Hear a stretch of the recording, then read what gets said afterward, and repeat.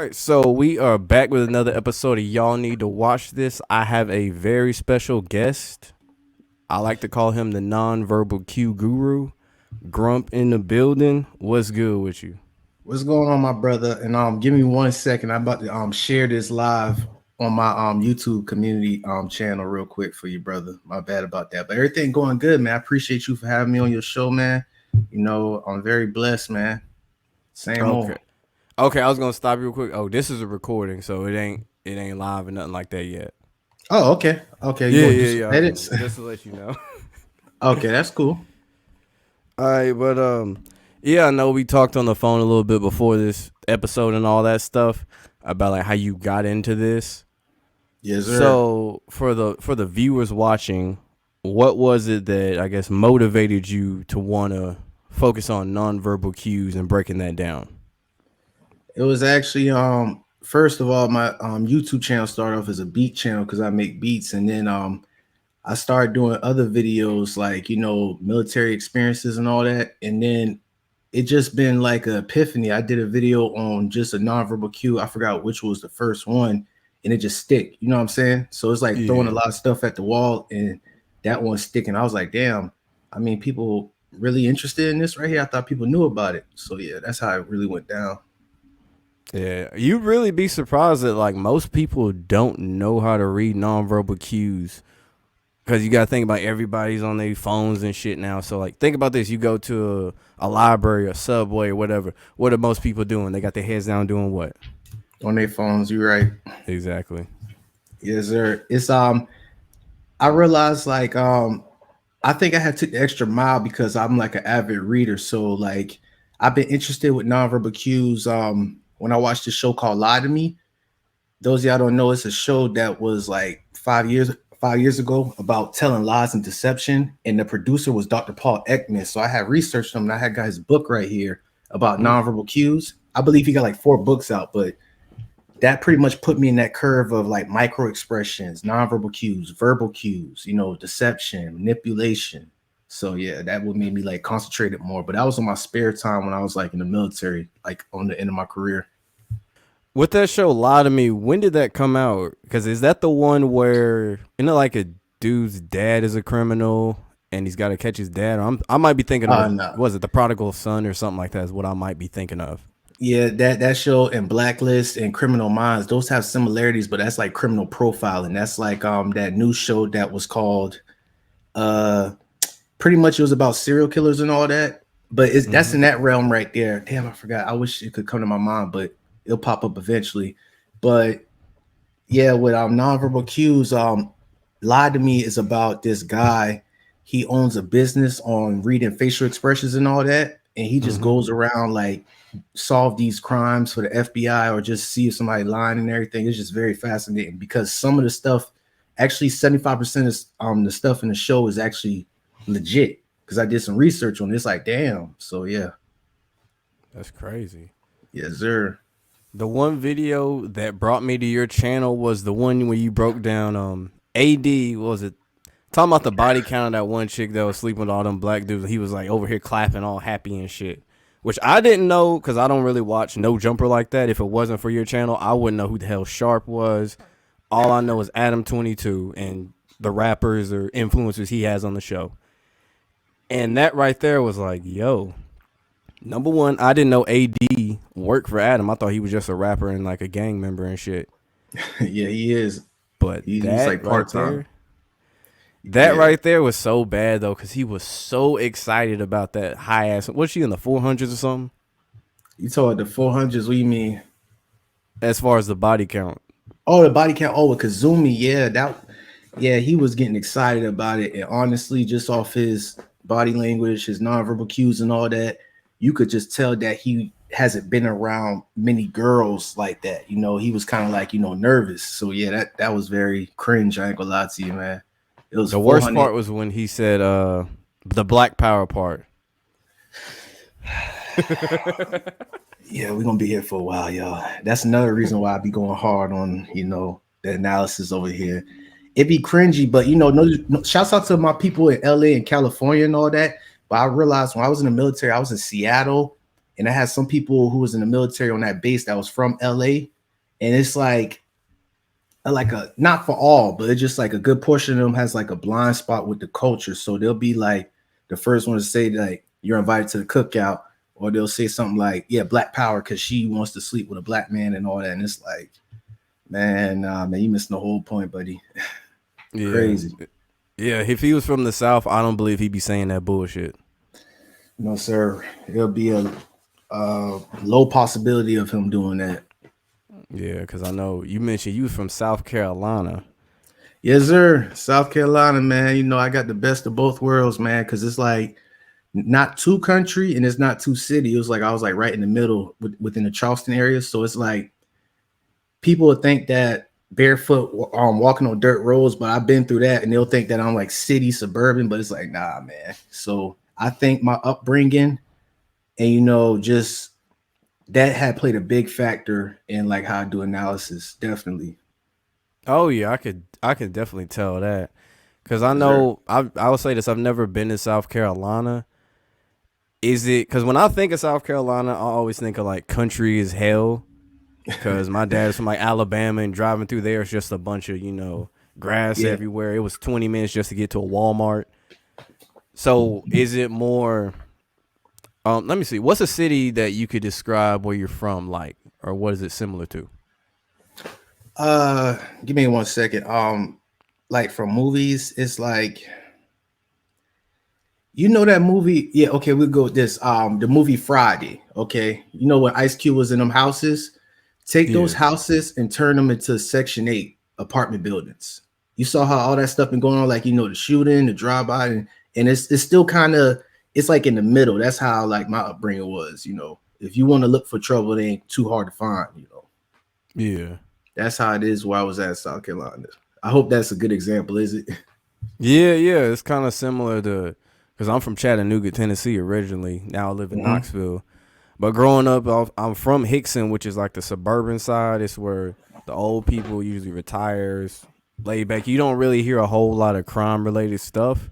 But when you do, it's always some weird shit. Like when I think I was 12, the Dollar General down the street from where I live, you know, as a kid and all that with my parents, caught on fire because a 10-year-old boy got mad because his mom wouldn't buy him like a toy or something. So he went and got some matches and lit them up and set it on fire.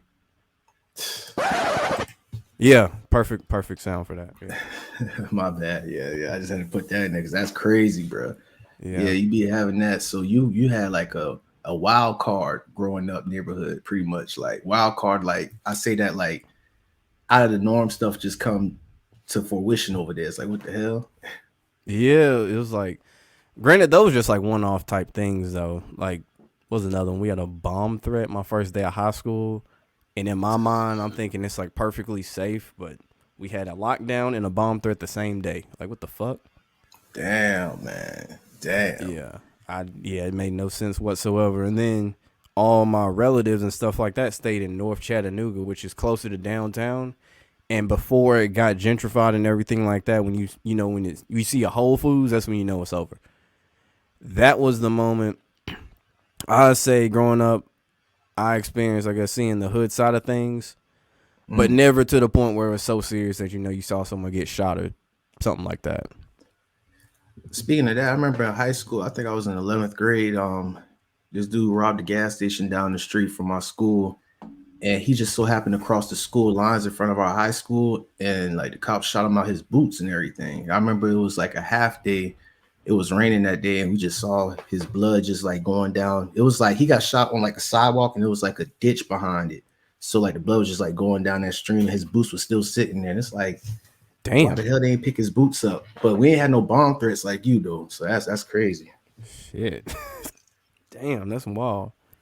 Yeah, is that's like one of the most crazy things I can remember that happened during my school time, but not no bomb threat. God, dog. You know what's crazy about that bomb threat is I never took it serious because I always thought, just somebody saying that to get out of a test. Because Yeah. like Chattanooga, Tennessee, you don't really think of anything for Chattanooga because when you think of Tennessee cities, it's always Nashville, Memphis. Those are the only two Chattanoogas kind of just forgotten off to the side. But yeah, And That's wild right there. Then like that do kind of makes sense, especially when you like a teenager too. When they be like they gonna bring like we had lockdowns where they'd be like, "Oh, we found a firearm or somebody threatened to shoot up the high school," and it's like, yeah, they're just talking, bro. They're just talking. But now I can't speak for now. I can't speak for now, man, because yeah, they definitely would do it now. Yeah, especially with this whole young boy influence on the youth, because I know you broke that down. It's scary, like seeing it in person. It's crazy to see. There's this one rapper that all of these dudes is trying to be like, and all these women are trying to chase after dudes that's just like this guy. I don't think there was any big name rapper like that when I was in high school, because I know I graduated in 2012. I don't know what year you graduated, but no one had 2013. that impact. Mhm. You sure it ain't been Lil Wayne or But Lil Wayne had influence, but it wasn't like no young boy. It wasn't really like you had lookalikes, like that one NCAA young boy who got killed. Like, Oh yeah, Lil Peanut. yeah, Yeah, yeah, Lil Peanut, that's his real name. Yeah. Lil Wayne didn't have influence like that now. So you're right. Yeah. Young boy in the whole new wave. And we got these devices too. So it's like, yeah, I ain't know what to say about that, buddy. yeah. Because with Wayne, the biggest thing was the skinny jeans. It wasn't Oh even like a yeah. bunch of niggas was just getting dreads like Wayne. It was just the skinny jeans and the skate shoes, like the rocking Vans Skateboarding. and shit like that. Which those shoes Yeah. are fucking uncomfortable as hell. So I don't know why you'd get those. Damn, I never had a pair of Vans, man. So I can't only imagine. But yeah, that was the era, the skateboarding truck fit and the what my pops would say, nut huggers. That's what it. Yeah, yeah, that was crazy. Yeah, because I remember my cousin came over to my house on one day and he had them nut hugger pants on. My pops straight roasted his ass, man, to the point where he got upset. I'm like, damn, bro. So yeah, man, it is what it is, though. It's the influence right there, man. But once again, though, young boy, I did lives on it. I did videos on it. People just want to crucify me about it, but it is what it is. We see it. The proof is in the pudding. Like even my younger brother, he has some influence from NLE Chopper. I call him LD Chop at the time when he first came out. And like I think my brother be watching some of my videos and he just like it was a while back. He hit me up. And he like, yeah, that dude lame. That dude wow. So I'm like, yeah, that's good, bro. That's good. So Yeah, yeah, it's I'm good you glad. teaching them. I be doing it not directly, it's indirectly, So he be seeing the channel growing. He like to play Grand Theft Auto 5 and all that, but he's seeing me going up, and it's crazy that he actually look up to me like that. So that right there's motivation because I don't got an older brother. So it's Yeah, just I'm not. like you said. Yeah, I'm the opposite of that. Like my brother is 12 years older than me, and he lives in New York, and I'm the youngest because my mom had me when she was 40. So there's like a ginormous age gap in like everyone in my family. So it's either all Yeah. my cousins are at least probably like 5, 6, 7 years older than me. Then my younger ones are like way too little, like they like babies and stuff. It's crazy. That remind me of my homeboy back in South Carolina. He was his mother had him at 40, and I remember he had a nephew, and his nephew was like 8 years older than us, or 10 years older. I was Damn. like, damn, yeah, yeah. Yeah. So his sister had a kid, but she was born. His mother had her in like her 18, early 20s, and then my homeboy was like later. So yeah, that's crazy. And Yeah. yeah, you see that. I don't want to do the math on it or do the analysis on it because I might get lost with it, but it happened though. Shit. Yeah, about the young boy thing. I remember I was talking to one of my cousins, and he was talking about he rap or whatever like that. I was like, all right, cool. So what you got? And he had his like little freestyle thing on his notes on his phone. I went through and read it. He might as well have quoted an entire NBA YoungBoy song to the wording with the ops. We gonna pull up with the sticks. We gonna spin the block. And I was just thinking, bro, what ops do you have? You're in private school. That's another thing, man. I just found out with East G, Polo G, they've been private school bringing or good schooling, but not to go off topic. You're right about that. Like me being in the military and I was deployed overseas, and like I could say that over here in America, we are privileged gangsters. That's all I'm gonna say. I can like we bad, but we not bad, because I saw bad, and it's like, yeah, it's the influence that got our generation out here wild and saying ops and smoking on people and stuff. Yeah, I just had a friend that came back from Kuwait, and Oh yeah, I was in Kuwait. Yeah. he was talking about some of the wild shit he saw. Oh, well, not necessarily in Kuwait, but he went to other places and stuff. He saw some wild shit. Yeah. And you right about that. America's privileged as hell. And then when I hear like a rap song talking about, like a rapper talking about they ready for war, I'm thinking, you sure about that? Because the military actually training this shit. Y'all aren't. I've been to war, man, and it's like I'm not trying to boast about it, but it's like that was a reality check for me. You feel me? Like you got like 12-year-olds who got the damn AKs and stuff and RPGs, and we get IDFs thrown at us like every other day and shit. So it's like, bro, it's a third world country. I'm talking about Afghanistan, Bagram. I was deployed there for 9 months, and I was in Kuwait for like I think it was 2 weeks on my way to Afghanistan tour, and I was also in Korea for a year.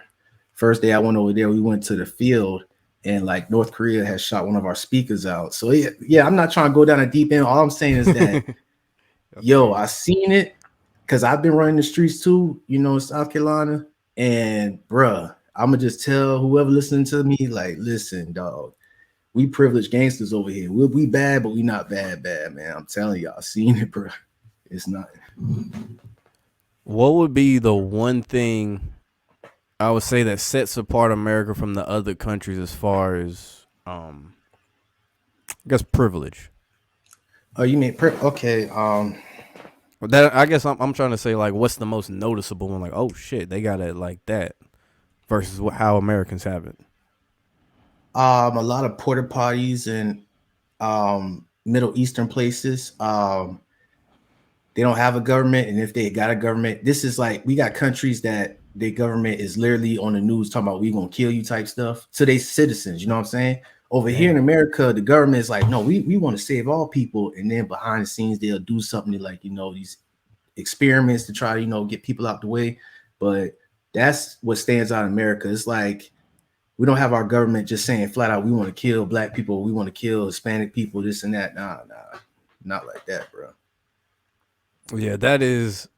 I would say that would definitely affect America a whole lot if the government was like, "Yeah, guys, we're trying to kill you," on the news. But at the same time, I feel like the Americans are so brainwashed, it wouldn't even register to them. They wouldn't even bat an eye. Actually, I mean, now with this technology and social media, I actually kind of agree with you, man, for real. I mean, even in South Korea, they got North Korea. I was stationed in Camp Stanley Area 1. It was like a couple of miles from the 30th parallel line. And we see in North Korean them little tiny damn soldiers, but over there, it's like they be wanting to like bomb South Korea, and they just be like, "Oh, it is what it is." You know what I'm saying? Like it's just a regular day to them. Yeah, just a regular day. Like, oh, they said they're gonna if we don't do this, they're gonna attack. And the Koreans were like, "Yep, the Odyssey's still driving their taxis. It ain't nothing changed, bro." I was like, "Damn, bro." So that's some shit. Holy shit. Yeah. Let's see. I was watching the highlights of your last video you did, because I know you did a live stream on it, about Future being a simp. I ain't gonna lie, I've been thinking about that for a minute, but actually before you did the live, because I was like listening to his music, because I went through this whole like listening to mixtape Future and shit like that kick for the last week and a half, and I definitely caught some of them lyrics. I'm thinking, this the same nigga who been doing all this foul shit to women and stuff, supposedly? Like, we sure about that? Yeah, man. I was brainwashed too, man. I used to like believe Future was doing that, but I'm gonna tell you like this. I think it was 3 incidents that had went viral with Future, like dogging IG girls or whatever. But the other incidents, he's simping. You know what I'm saying? Just because you have been a dog for 3 times out of those other 500 times, you were simping or tricking or whatever. So that's what I think the internet had put a false narrative on him when he was like, "I'm good, love, and joy" to that one girl. He flew out to try to smash, but she was like, "Nah." Yeah, they just took it and ran with it. It had memes behind them. Yeah, that was my like biggest thing. Was at first it was like, was it him just saying all this stuff because he know it sells, or was he really doing this? And then I saw that picture of Future wearing a I'm gonna call it a skirt. It ain't no damn kilt. Wearing a skirt with his son. Have you seen that picture? No, sir, I haven't. There's a picture of Future where he's standing bow-legged, kind of like NBA YoungBoy, wearing a, was it red, black, and green kilt, but it's a skirt. with his holding his son's hand, and the son looked confused as hell. Yeah, this is like I think a 2-year-old picture. It's some Holly weird stuff right there. I'm gonna have to look that up after this live. Like, wow. Yeah. Yeah. When you get a lot of money, I mean, you do weird things, man. Like, damn, I ain't know Future was like that. I mean, think about it. The joke is always it's the gay TL.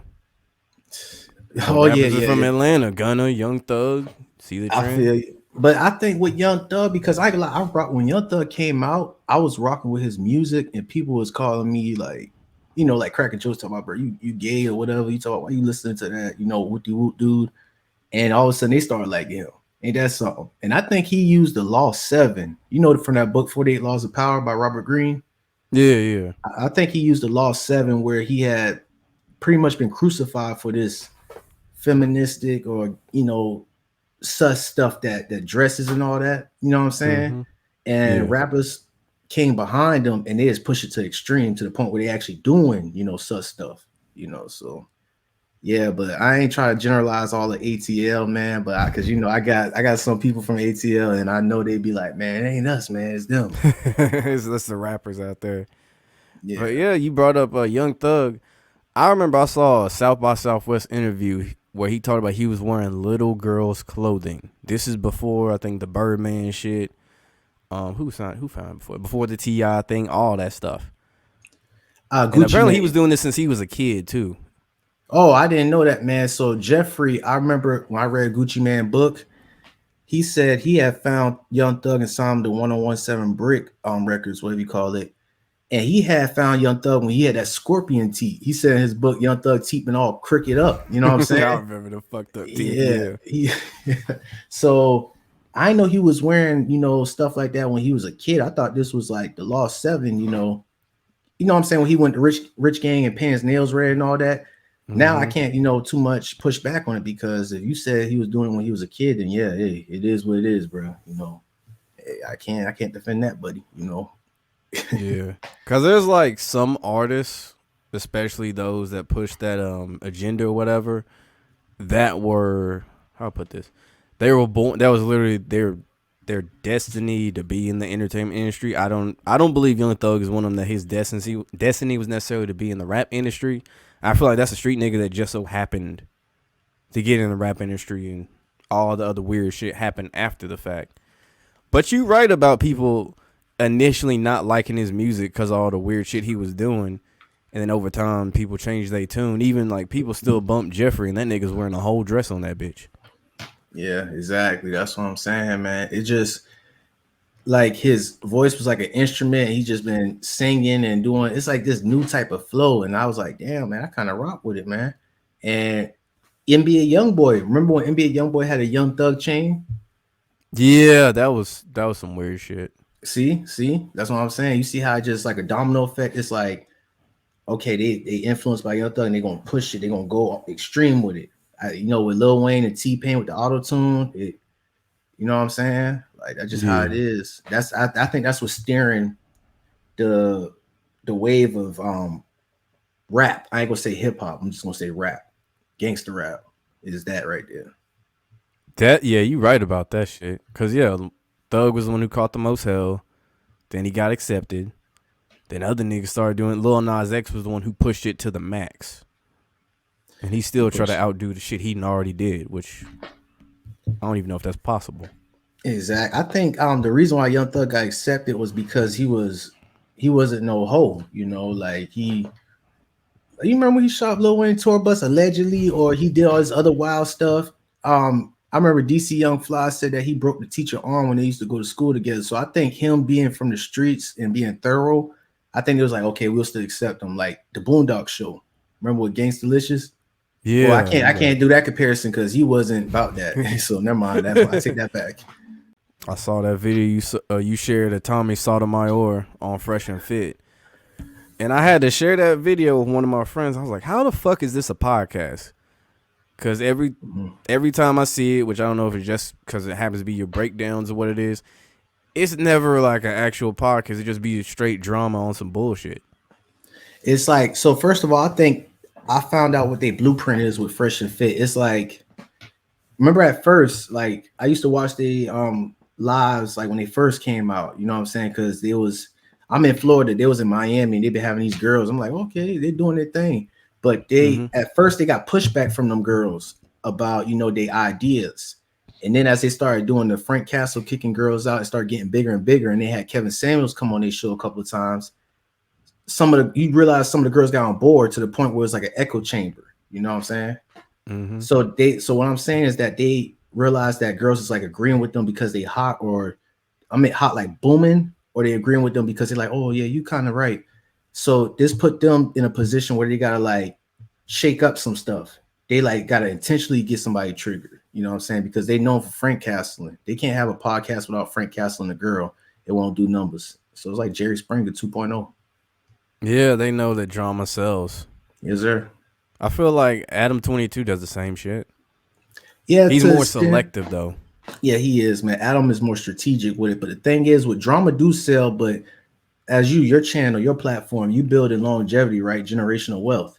So you that drama and all that, you could boost up, boom, everybody be rocking with you. But what about 3 to 5 years from now? You know what I'm That saying? drama gonna be old after that. Like I done already seen this fight. It ain't nothing new.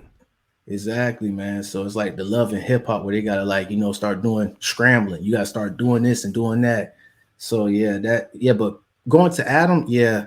I remember I did like a few videos on Adam because the Sharp was on there, and I saw Sharp from Soft White Underbelly, and I did like 2 or 3 videos of Adam, psychological analysis, nonverbal cues, and there was people in the comments saying that, yo, you hating, like, why the hell you on his D, this and that, and that kind of like, it made me like fall back, like, yo, I ain't trying to just be riding Adam 22 wave and everything, but some of the supporters talked to me behind the scenes. They're like, nah, man, go ahead and do it, man. Just address the BS. And that's what I did. And we here now. Because I did have that feeling like I don't want to be that guy. Like every time Adam drops something, it's like, oh, see there, see Adam, whoop you whoop. Like, nah, that's not me. That's not me, bro. I feel like with the term hater, that's something fanboys say. Like I don't take anyone serious when they say the term, "Oh, you're just a hater." Especially if it's a YouTube comment, "Oh, you're just a hater." Like it doesn't justify anything when people say that shit.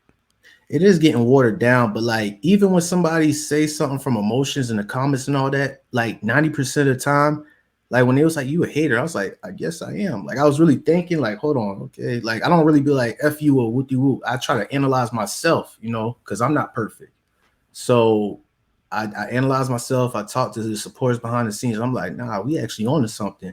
And speaking on me taking that advice from supporters and trusting myself, we done had a recent video where Adam has some of his guests who work behind the scenes at Adam Studio like to call house phone the hard ER. You know what I'm I saying? saw that. I was You, blown away by the fact this man, little house phone it is, allowed somebody to call him the hard R.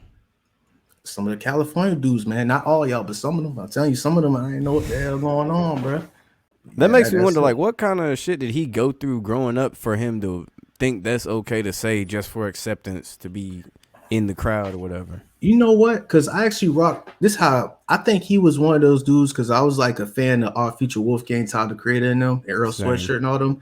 But I Mm-hmm. think he been a fanboy. He became a stan of them too hard. Like they music actually speaks to him. And when Tyler the Creator be saying the ER on his raps, and I think he fell into that wave too hard, and that was his identity. You get what I'm saying? Yeah. Yeah, so because I put it this way, I rock with Tyler the Creator and them, like back then, and some of his shit's still hard now, but I don't put myself in that position. I don't be like, that is who I am. I'm this right here. I like skateboard, screw girls, I don't care about racism, this and that. Whoop-de-whoop. I think that's what Lil House Phone did because I believe me and House Phone are like close to the same age because I'm 27. So yeah, that is Damn, my I'm 27. That's crazy. yeah, that's just my assumption right there. Yeah, you could be right about that because I know, yeah, when I was listening to Our Future, it was never on some I totally relate with them type shit. It was just, okay, you're willing to, cross the line more than most rappers are. So, Talk about the G word, Great and Sarah and all them. Remember that? Remember yeah. Earl Sweatshirt? And I ain't gonna lie, Earl Sweatshirt to this day is still one of my favorite rappers. Like artists wise, like his lyrics. I remember I had to look it up on Rap Genius and pull the dictionary out to like, okay, what he meant by this, what he meant by that. So yeah, like for real, like there was some talent behind it. But again, Lil House Phone, he just fell down that rabbit hole with them. And Tyler made a song about people like Lil House Phone, and he just didn't listen. Cause ain't he a rapper too, Lil House Phone? Oh Or yeah, he do a rap. rapper? Yeah, he do rap. He got a couple songs. Yeah. That's so weird. So they all signed. So basically, they all signed to No Jumper as a record label too. Cause I know AD raps too. Cause I didn't know he was on No Jumper before his music and shit. Yeah, he was. So here's the thing. Adam got some connects. I just found out that Adam's father is buddies with Bill Clinton. What? Yeah. Shouts out to Deep Impressions. We was doing some research behind the scenes. I remember it was last Friday afternoon, and we was talking about Adam, and we was like, he said he was poor, and I'm like, and he said he had made his money. He had made his money off of gambling online, playing poker, and I'm like, that don't add up right there. But Deep Impressions was like, yo, his poor is different than our poor. He probably got a 5-year-old BMW, and he's poor. You know what I'm saying? Mm-hmm. Yeah. So what I'm saying is that I think his father being buddies with Bill Clinton, and he built his fan base up like an agent kind of. He got like a direct connection with Atlantic Records. So with Draco the Ruler and these other artists, he be interviewing them, but he really putting them on because he get a percentage off it.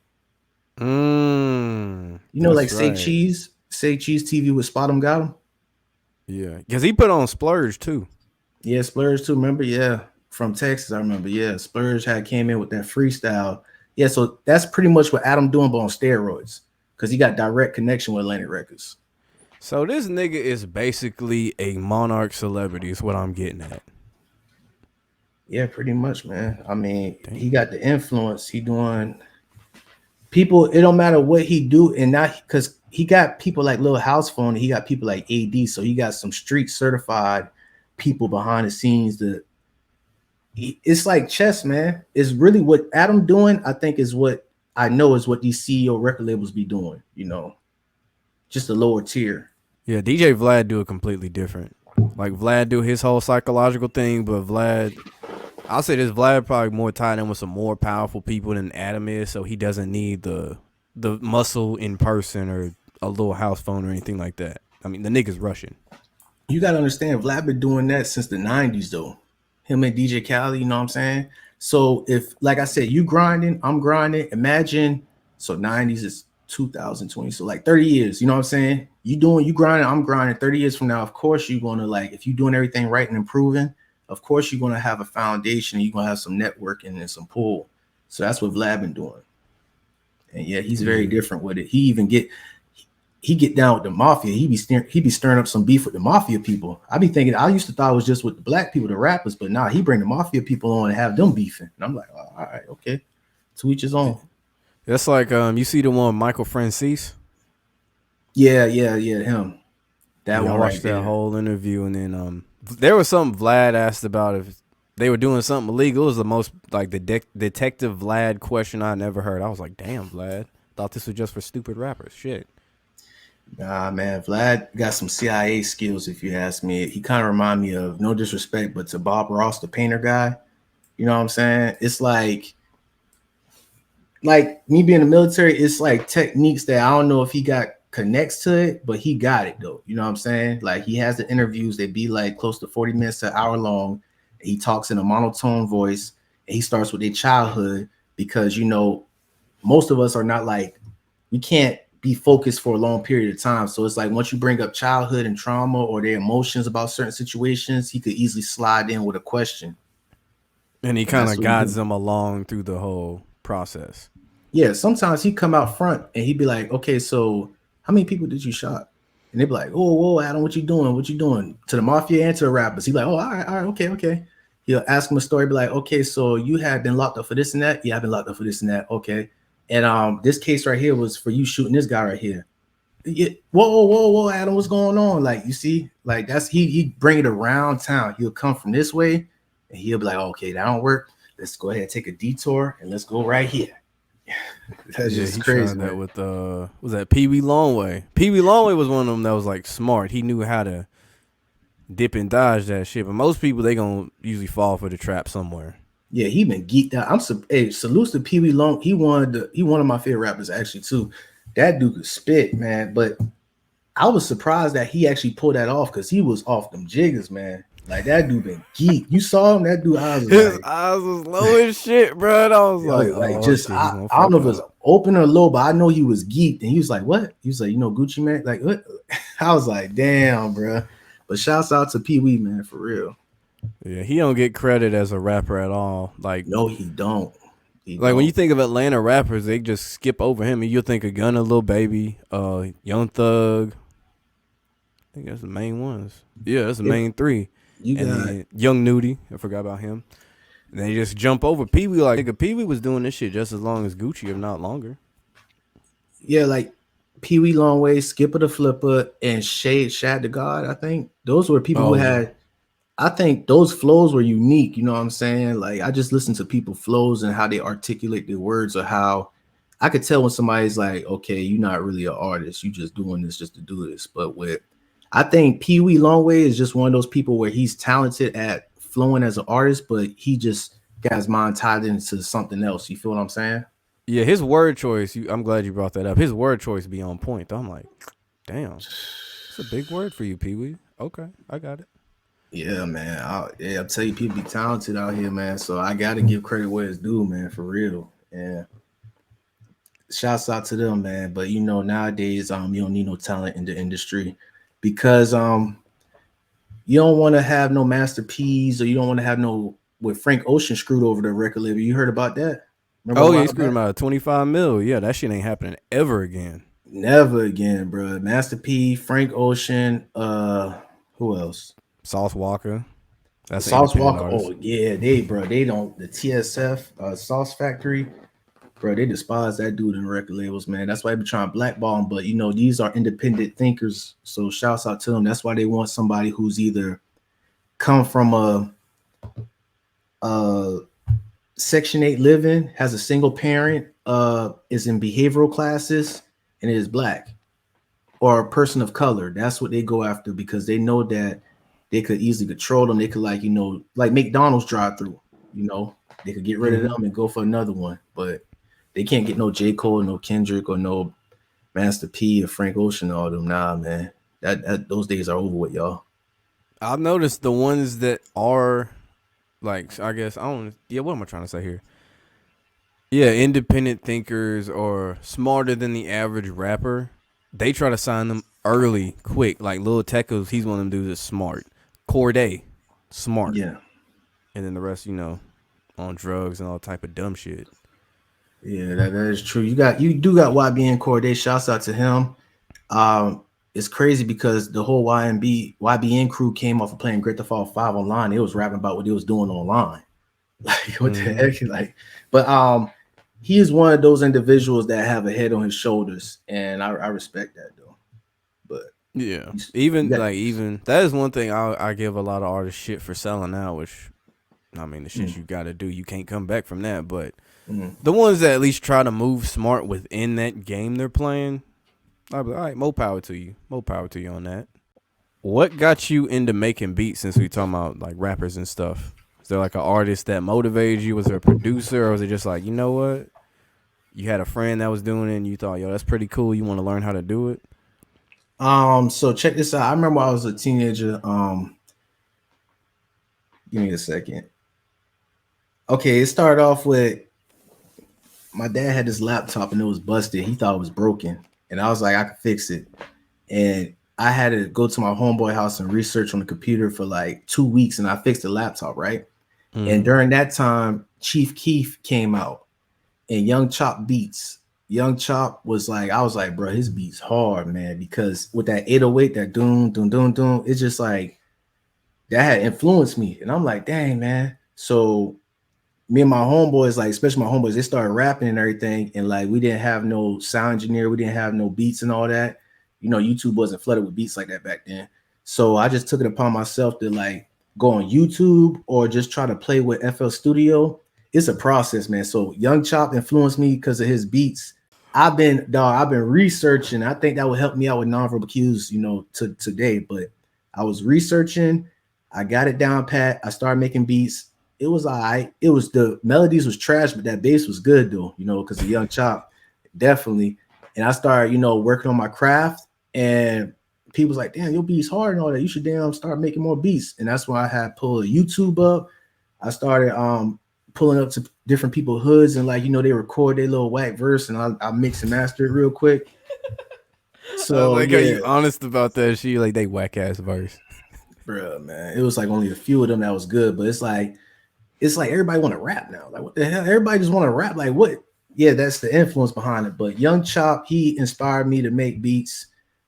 His pressure's looking behind, but because he going off the rail right now. But and then as I transition, Trap Soul, Bryson Tiller, that right there. And then of course I'm with Todd the Creator, Art Future Wolfgang. Like I like his sense, you know what I'm saying? So it's like Young Chop, Trap Soul, Bryson Tiller, and Tyler Creator sense, all that clustered into one. That's pretty much like my sector in making beats. That will influence me. You know what I'm saying? that is a very diverse immersion to get into making beats. It's like you got the trap shit, the horror, what they call it? Horticulture rap is what you call Tyler the Creator. Yeah, it's like two very completely opposite sides of things. And then the R&B side with the Bryson Tiller too. Yeah, so let me break it down real quick. So with Young Chop, the 808 and that snare and that little, he was the first producer I realized that made that snare sound. It was like a unique snare perk. I was like, okay, I need that 808 and that snare. And with Trap Soul, Bryson Tiller, I got like an old soul. I love nostalgia music. I love like the R&B 90s and 80s, 70s, all the way to the 60s. So it's like that Aaliyah, or you know how they sample it and they put it in that little Drake little that little low filter effect. Mm-hmm. So that inspired me. And then with Tyler the Creator, if you heard his song called Handlebars or Beamer or Find Your Wings, you know those songs Beamer. where it's like Beamer is that song, dude. I'm glad I love that song, dude.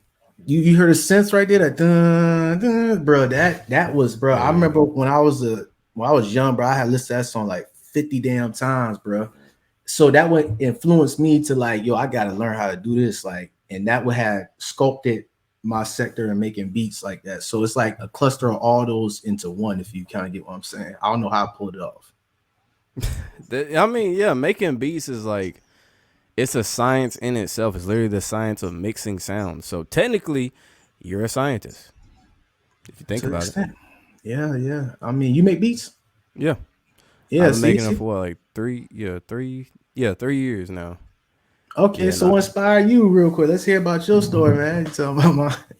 So basically, I got into like freestyling because I'm still a big King Los fan. Like the fact that you could throw him any word and he could just rhyme with it seamlessly, like it wasn't even nothing. He could rap with straight A words or straight B words, and it was a complete sentence that made sense. I was like, this man is a human dictionary. I read a lot of books growing up. I was like, shit, I know a lot of words. If I practice, I can get good at doing this shit too. So it started off with me freestyling. I always want to know how to get into beats. And I got into, you remember Groove Shark? Groove Shark. Is he on YouTube? No, it was a website. It was kind of like Spotify before Spotify, where you could pick your favorite artist and just add it to a playlist and it just play through, I think, no ads. Yeah, no ads. So if it was like Kid Cudi, Wiz Khalifa, Mac Miller, etc. And they had a beat making thing on there. And I thought I was like making hip hop beats.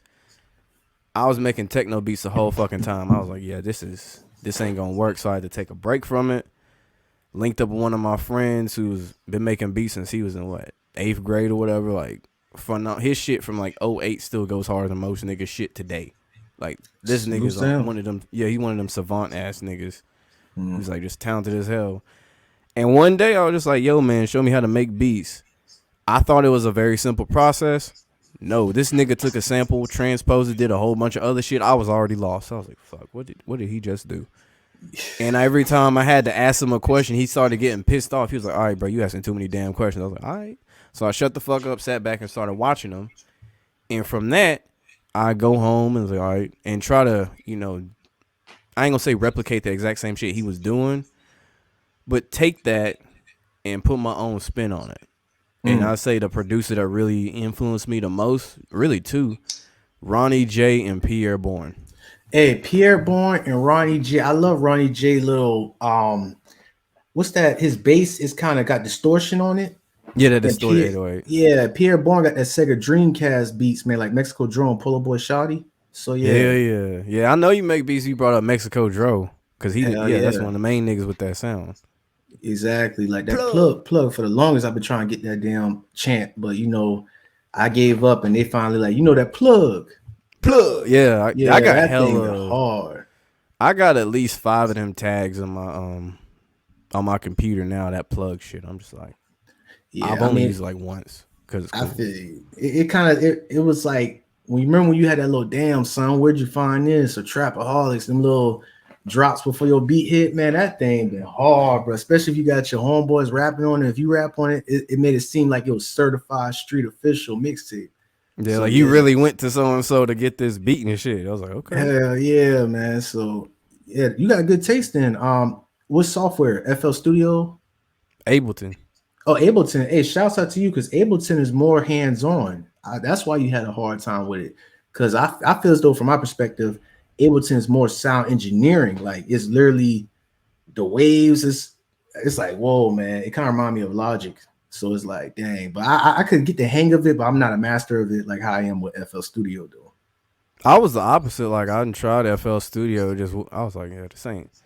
It wasn't for me. I guess the same way. Mhm. But yeah, Ableton is just you can do damn near anything in that shit. Apparently, you can edit videos in Ableton. I've never tried it, but yeah, there's an option for it too. See, Ableton is like more like Drake producer type stuff with Pro Tools. I think Ableton Pro Tools is like on like the hey, we went to school, we went to sales, university, wherever that college is, and we, Full Sail full University. Yeah, they sales. still push Yeah. them ads on my YouTube. Yeah. Yeah. So I think Ableton and Pro Tools is like in that category. FL Studio is like it's hard, it's tricky, but once you like get the foundation of it, it's like a drive through. Like, you whipping up something, here's the burger, whipping up, here's the burger. That's what it is, man. Yeah, So I could see that. I think I got into Ableton for the fact that with Ableton, it was like there's an option, you could scroll over anything, it would tell you what it was, what it does. So it could help you learn on the fly. Like, all right, what the fuck does this do? What's this do? And it'll just tell you this, boom, boom, boom, boom, that. yeah, man. It's a salute to you with that, bro. So yeah, producers up in here, man. So that means you're creative and it shows because you got this channel, this platform right here, and you got these videos also. So yeah, like It blows my mind sometimes just thinking, because like as a content creator, just like this shit comes out of thin air. Like all the yeah, shit that you do, the shit that I do, anyone else, even a reaction video, to be honest, comes out of thin air. amazing, huh? Magic. Yeah, it's like the way, because let's say this. Say there's another YouTuber who did nonverbal cues and broke things down. He would do it a completely different way than you do it. And it's Absolutely. the same content. That's the craziest thing about it. Like, there's other people that make beats. There's other people that make YouTube content similar to mine, and it's still different because it's the Exactly. person behind the camera.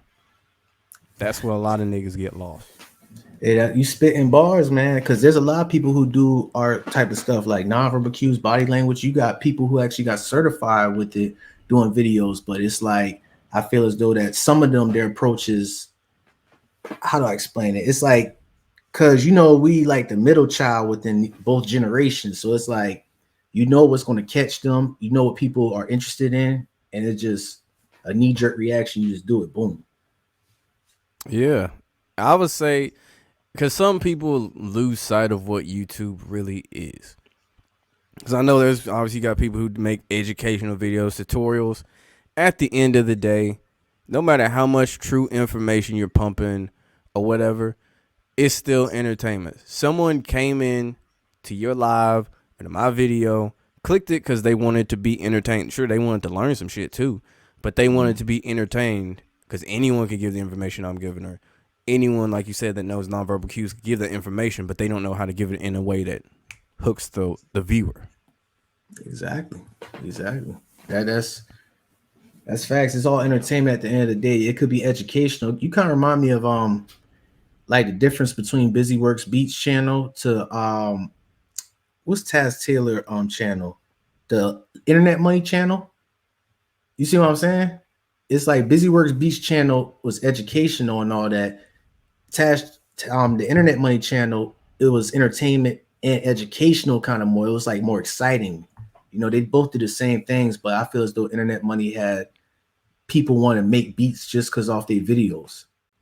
Another thing you do that I damn sure don't do. I've always told myself I wanted to do it, but I'm probably like lying to myself. Like, ain't no way in hell I'm gonna do that. You timestamp your videos. How long does that take to do?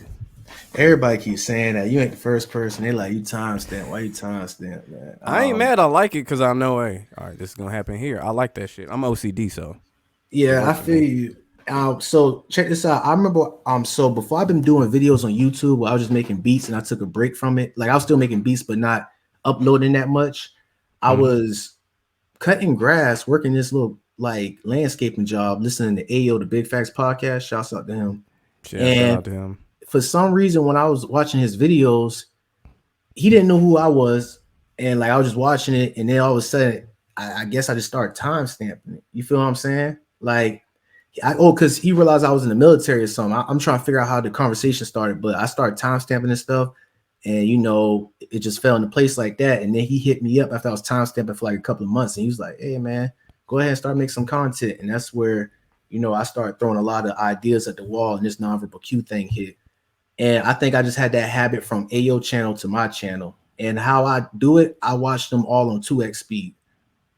And it's more Never easier. thought about speeding them up. That's smart. That's real smart. I ain't think so about that. like with Ayo, because I did his last timestamp on his live. I've been slacking, but I did the recent one, the 3-hour one. But for mine, it's like when I do the live, I kind of take note of my head. I remember the topics and everything. So after I end the live, I put it on 2x speed. And I'll go, okay, boom, intro. And then I'll 2x speed it. I sometimes double tap it to go like, 30 a minute ahead. And I'm like, okay, I remember this sector right here. Okay, this was 35 minutes and 43 seconds. And I go on my notepad on my phone. I put it in there. And it'd be quicker. It'd be done like that. Damn. Yeah, I should probably consider doing that for something. Yeah, man. I know just the little things mean the most. The little things matter, man. I'm just glad I had that habit right there because I realized that when it be 2 hours long or 3 hours long, they'd be like, what the hell, man? Some people like, man, just show me the part where this happened, Not all, yeah, some that's people. True. Yeah. Because I know you brought up Ayo Canseco, Big Facts. I will say this. He is the first YouTuber I ever saw make his own commercials that popped in at the same time YouTube ad would usually pop in. And I was like, yo, that's genius. Yeah, that is fucking right genius. Shouts out to Ayo right there, man. But that's how it all started right there. It's like everybody, I have a lot of mentors and I got a lot of people who just, I don't know if it's because who I am, they just rock with me. And I'm just very grateful for that. So I just network and I just keep on doing my thing and stuff like this just be happening, man, Facts. Like, I feel like you an old soul. That's why. Yeah, man, I get that a lot. Yeah, I get that a lot. I appreciate it, man, because I can't see myself being a douchebag or something. But me being young, I remember being around my grandmother and elderly people and just had that little bond with them, especially with the music and just the conversations and all that. So that played a big factor in who I am now. So yeah, makes sense. Yeah, same. Yeah, like I mentioned before, talking to a bunch of older relatives, you just can't talk about like little kid shit to them because they ain't gonna understand it, especially if they in their 70s and 80s. Like it's just gonna sound like foreign as hell to them. So exactly. So yeah, but that right there helped out a lot. And it's like my mother said, I'm a people person. Like, just it don't matter. Like, I'm not. How do I explain that? I'm not the person who'll be the first one talking when I go in the room. It's just like if I come across somebody from a different background, different ethnicity or whatever, it just so happened that I don't know what I do, but like they'll talk to me and I talk to them and it'll click. You know what I'm saying? Like, so I'm grateful for that. My mom had told me that when I was young, a people's person. So yeah, it took me a minute to get to that point because I went from like very talkative as a kid to, I wouldn't say shy, but quiet, which gets mistaken for shy when I was in like middle school, early high school. Then I went to I don't know if you ever heard of Boys State. It's this thing where they pick 2 students from every high school in the state and they go to a college and it's like 1 week it's like military It's the military lifestyle for like a week. So you wake up Okay. early, like 6 a.m. You gotta do your chants. You gotta stand at attention, all that good stuff. Give you a certain time to eat and all that.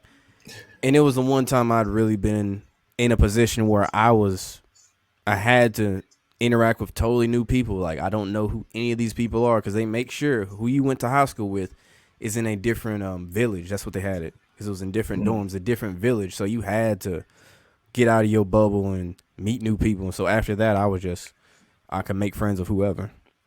Yeah, that's good. That was a good tactic right there. It's like that ROTC type of training right there for you. Um, just hey, are you an introvert? Do you consider yourself that? Oh yeah, I consider myself, what's it called, an extroverted introvert. Yeah, yeah, same here, man. Like I believe I am too, man. I'm not the person. I can communicate. I'm not like a odd individual and everything, but I think that most of my time, like being by myself, working and just doing my thing. But if I had to go out and communicate with people, I'd do it. But that's why I had to ask you that because I get the vibes too. Yeah, let me ask you this before we wrap up this episode. What is the one thing that you like doing that really, I don't say, I guess, puts you in your zone where you're just the most at peace? Like, some people it's to go to the gym. Some people it's to drive a car. Like, for me, it's making beats because it's just me and the music. No one's blowing up my phone, nothing else. I can just vibe out. It's a lot. It's a couple of things. Of course, like getting a workout in or meditating. Not gonna say meditating. That's like more like I gotta focus myself to do it. But working out, listening to audiobooks, man, for real. Like autobiographies on Audible. And when I read like some like philosophy book by Gurdjieff or P. Uspensky, it's like I feel as though like me doing something kind of stimulating, productive, it gets me in my zone. Like whether it's on Duolingo or something. So it's a lot of factors that get me in the zone. I feel as though that me doing something, learning, yeah, process of learning get me in my zone. You a learnaholic. I feel you on that. Yeah, man, that kicks my butt sometimes, man. My brain be overloaded. I don't be wanting to do it, but it just sometimes like when you ask about that streaming service right there, I pulled it up just now. I never heard of it. Groove Shark right here. It's like words like stuff like that, and what people like with words people say that I don't know. I just automatically just grab the phone or try to look it up and try to, it's a habit, man. It's a good habit, but sometimes it be kicking my butt, man. Hey, it happens, man. It's better to learn than, to not learn something for the whole day. That's how Oh I look yeah, at it. absolutely, man. Before we close up, shout out your channel. Let the people know what type of content you make, what you got planned in the future. My channel is Grump, Grump, and I do psychological analysis, nonverbal cues, body language. I do a whole bunch of mixture stuff, but that's the core of what I do on my channel. And it's mostly on celebrities or viral clips that happen on social media that we analyze over there. And in the future, like today, I'm about to drop my website. I already got the domain and everything. So I'm trying to get a website, trying to have videos on there exclusively that dive more deep into nonverbal cues or into body language, whatever sector that people want to learn. And may put some workout videos in there also. So it just, I don't know, the sky's the limit. It's like I got a goal, but as I achieve that goal, or if I come close to that goal, it's like something else opens up the door for me. So yeah. Yeah, that's the universe speaking to you right there. Yeah, I appreciate it though. It's a lifestyle, I realize. Right. But this has been episode, what is this? 30. Yeah, episode 30. Y'all need to watch this with my special guest Grump. Make sure you like, comment, subscribe, ring that notification bell. Thank you for watching. We are out.